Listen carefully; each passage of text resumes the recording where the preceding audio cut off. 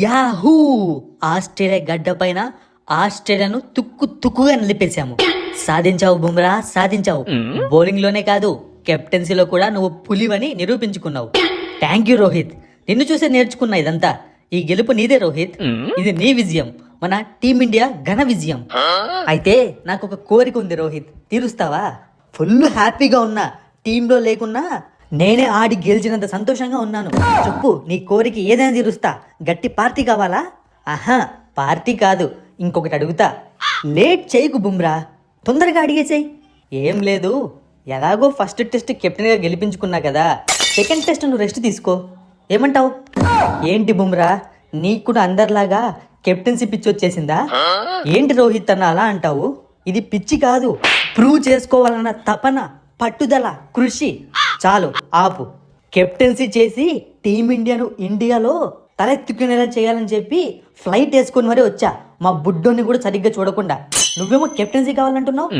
ఏదో కోరిక అనుకొని అడిగాను, ఇష్టం ఉంటే తీర్చు, లేదంటే లేదు. ఇదిగో బుమ్రా, నువ్వు అలా ఫీల్ అవ్వకు. నువ్వు ఫీల్ అయితే నాకు ఏదోలా ఉంటుంది. అయినా ఇక నెక్స్ట్ కెప్టెన్ నువ్వే టెస్టుల్లో. అందుకే కదా నేను లేనప్పుడు నిన్ను పెట్టారు కెప్టెన్గా.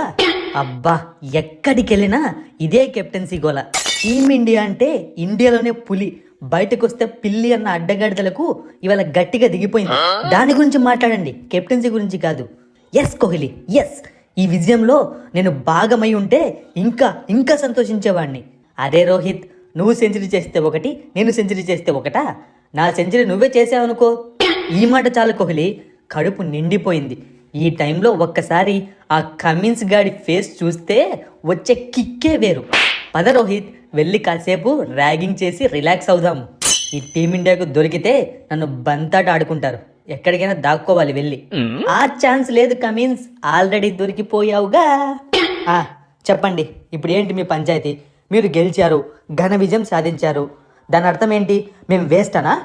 ఏంటి బ్యాట్ కమిన్స్, మేము ఇంకా ఏం అనలేదే. నువ్వే ఫిక్స్ అయిపోయావా ఏంటి మీరు వేస్ట్ అని చెప్పి? అంటే నెక్స్ట్ మీరు అదే అంటారు కదా అని చెప్పి జస్ట్ గెస్ చేశాను. చూసావా ప్యాట్ కమిన్స్, నేను లేకుండా కూడా మా వాళ్ళు ఎలా గెలిచారో. అయితే ఇంకేంటి, మిగతా మ్యాచ్లు కూడా ఆడకుండా కూర్చొని చూడు, మీ వాళ్ళు గెలుస్తూ ఉంటారేమో చూద్దాం. ఓడిపోయావన్న ఫ్రస్ట్రేషన్లో పిచ్చి పిచ్చి మాటలు మాట్లాడుతున్నావు. నెక్స్ట్ మ్యాచ్కు నేను బ్యాటింగ్కి వస్తా, నీ ఫస్ట్ బాల్లోనే 6 కొడతా, తర్వాత సెంచరీ కొడతా. నువ్వు కొడుతూ ఉంటే మా బౌలర్స్ చూస్తూ ఉంటారు. మరి నిన్ను ఫస్ట్ బాల్లోనే అవుట్ చేసి, నువ్వు కెప్టెన్సీ చేసిన వెంటనే ఓడించి, నువ్వు వేస్ట్ కెప్టెన్ అని నిరూపిస్తాను. అది జరగాలంటే ఇంకొక జన్మ ఎత్తాలి. ఏంటి మర్చిపోయావా? 1,00,000 మంది జనాన్ని సైలెంట్ చేసి వరల్డ్ కప్ గెలిచా, గుర్తు లేదా? దాన్ని గుర్తు చేయకు ప్యాట్ కమిన్స్, అది ఒక్క పీడకల మాకు.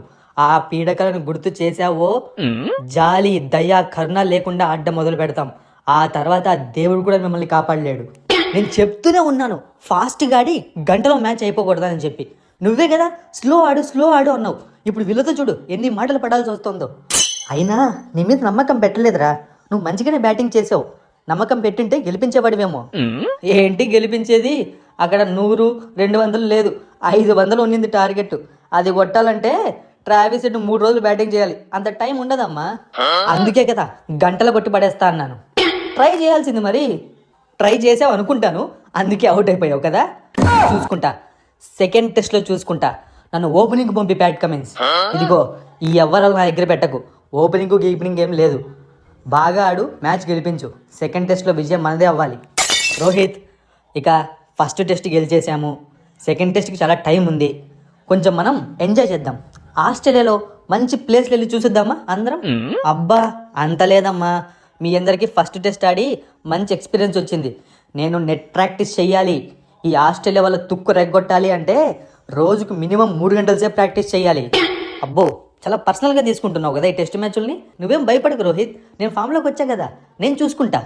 ఇదిగో, ఇదే నీతో వచ్చిండేది. నువ్వు ఒక్కటి ఆడితే సరిపోతుందా? నేను ఆడాలి కదా. నువ్వేం ఆడి మార్కులు కొట్టేశావు. ఇప్పుడు నెక్స్ట్ మ్యాచ్లో నేను త్వరగా అవుట్ అయ్యా అనుకో, నన్ను వేసుకుంటారు అందరూ. నెక్స్ట్ మ్యాచ్ పొరపాటుగా ఓడిపోయామనుకో, ఇక అంతే నా సంగతి. ఆ దేవుడు కూడా నన్ను కాపాడలేడు. ఏంటి రోహిత్ అన్న, నేను కెప్టెన్ కాకుంటే మాత్రం మ్యాచ్ ఓడిపోయేలా చేస్తానా? మ్యాచ్ని తీసుకుని వచ్చి నీ చేతిలో పెట్టి నీతో మీసం మెల్లేపిస్తా, చూస్తూ ఉండు నువ్వు. ఇలాంటి టీం దొరకాలంటే అదృష్టం ఉండాలిరా. Thank you so much. పద వెళ్దాం, మీ అందరికి మంచి డిన్నర్ పార్టీ ఇస్తాను